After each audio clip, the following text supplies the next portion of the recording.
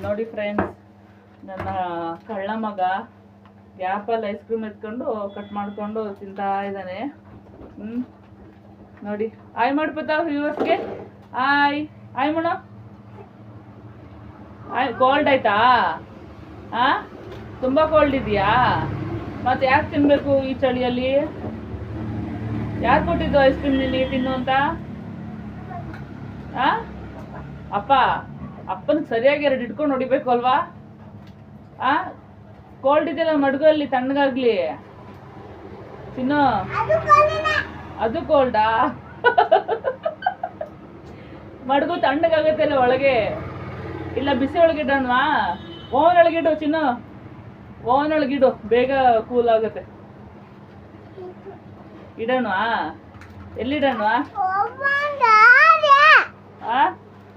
ಎಲ್ಲಿಡೋಣವಾ?